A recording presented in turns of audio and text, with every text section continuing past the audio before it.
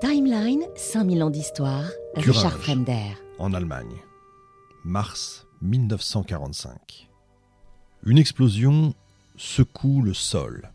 Elle ne vient pas des Alliés, ni des bombardements américains typiquement. Non, elle vient de l'intérieur. Au même moment, plusieurs centaines de prisonniers affectés à des travaux mystérieux ne répondent plus à l'appel. Le sol s'est ouvert. Le silence s'est abattu. Une poussière étrange flotte dans l'air. Le commandement SS se tait, mais des témoins parlent. Et si l'Allemagne nazie avait testé une arme nucléaire avant la fin de la guerre ? Pas une bombe à l'image d'Hiroshima ou de Nagasaki, non, une autre, moins puissante, plus rudimentaire, mais tout aussi terrifiante dans sa conception. Pendant des décennies, l'histoire officielle a été claire. Les nazis n'ont jamais été en mesure de produire une bombe atomique. D'ailleurs, moi-même, dans les émissions sur l'histoire de la bombe française, et Hiroshima, etc., et le projet Manhattan, j'ai continué cette thèse, cette histoire officielle. Les meilleurs physiciens allemands, comme Werner Heisenberg, on le dit, auraient même freiné les recherches par éthique ou par incompétence. Un peu comme si la science, en démocratie, aurait triomphé de la science sous la dictature, si vous voulez. Eh bien, si cette histoire était en fait incomplète, et si dans l'ombre des grandes figures de la physique allemande, d'autres avaient suivi une piste parallèle, plus discrète, plus brutale, sous l'égide de la SS, jusqu'à tester dans le plus grand secret une bombe tactique sur leur propre sol, sacrifiant au passage des centaines de vies dans le processus.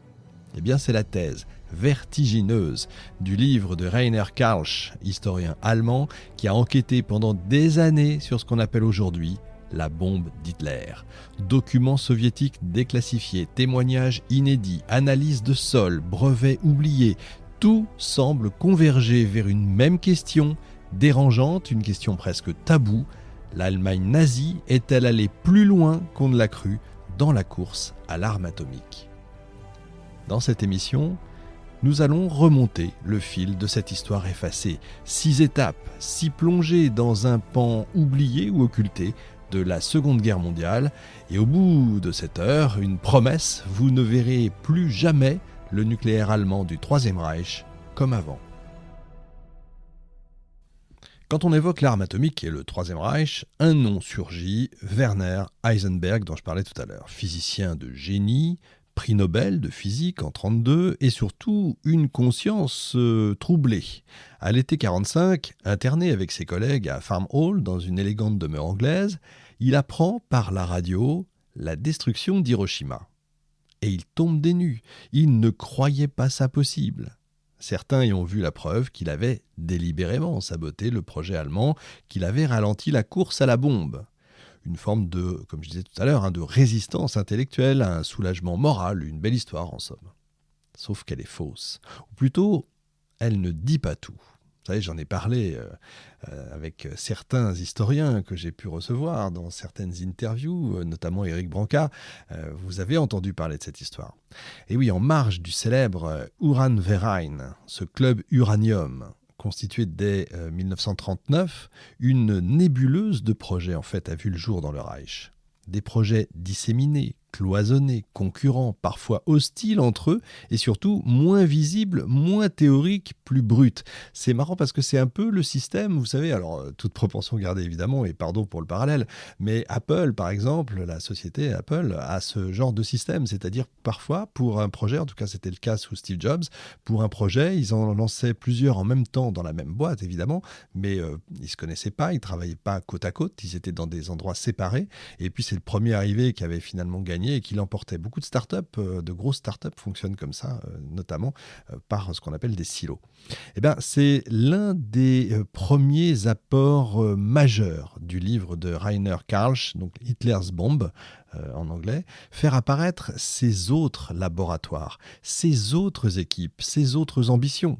Dès les premières années du conflit, l'intérêt de l'armée pour l'énergie atomique est réel, mais elle ne confie pas tout justement à Heisenberg. Au contraire, elle place ses propres hommes en uniforme à la tête de ses programmes. On retrouve d'ailleurs la même chose en France. Prenons Kurt Dibner par exemple. Petit homme sec, pas très charismatique, mais redoutablement efficace.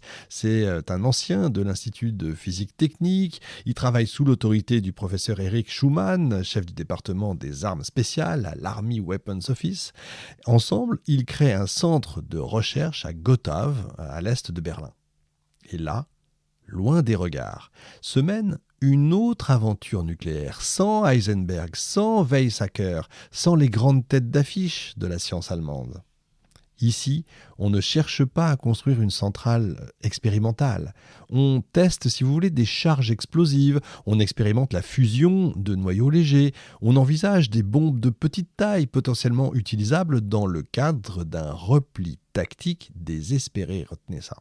Et puis, il y a les industriels, des entreprises comme Degussa, AEG ou la société Auer Gesellschaft, pour la prononciation, qui produit des quantités importantes d'uranium pour des usages encore flous. Eh bien, ces boîtes livrent à la Wehrmacht un métal spécial dont, je mets des guillemets si vous voulez, dont les employés ne découvrent que plus tard qu'il s'agit d'uranium. Tout est cloisonné. Chacun sait un petit bout, si vous voulez, mais personne ne connaît l'ensemble. Plus surprenant encore, d'autres ministères s'en mêlent. Le ministère des Postes, par exemple, et oui, des Postes, ça paraît incroyable, développe une unité de recherche sur la séparation isotopique. La Luftwaffe, de son côté, parraine discrètement certains travaux. Et dans l'ombre, la SS, qui n'a vraiment rien de scientifique, commence, elle, à s'intéresser de très près à ce qui pourrait devenir une arme de revanche. Alors, comment est-ce qu'on peut expliquer que tout ça soit resté si longtemps sous silence ? Eh bien, la réponse tient en partie dans l'histoire elle-même. À la fin de la guerre, les Alliés ne trouvent pas grand-chose. J'ai déjà eu l'occasion de vous le raconter. Ils interrogent Heisenberg, ils lisent ses notes, ils constatent que son réacteur n'a jamais fonctionné. Et donc, ils concluent, et ils concluent trop vite. Ils négligent en fait ce qu'ils ne voient pas.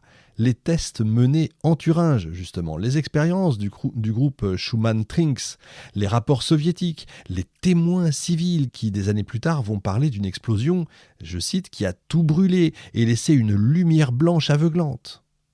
Et surtout, ils se détournent. Après 1945, l'enjeu n'est plus de comprendre ce qu'a fait l'Allemagne, mais de garder le secret américain, de tenir l'URSS à distance, de verrouiller en quelque sorte la mémoire. Mais pendant ce temps-là, une vérité plus complexe en fait est en train de s'effacer. Non, l'Allemagne n'a pas fabriqué une bombe capable de rayer New York de la carte. Mais oui, certains de ces laboratoires ont développé des prototypes, conçu des tests et produit peut-être une arme atomique tactique dont les traces ont été délibérément enfouies. Cette partie de l'histoire, vous la trouverez dans aucun manuel scolaire. Elle n'a pas de photos, elle n'a pas de champignons atomiques, elle repose sur des brevets, mais des brevets oubliés, des rapports militaires, des analyses de sol, et quelques voix quand même qui refusent de se taire. Timeline, 5000 ans d'histoire, Richard Fremder.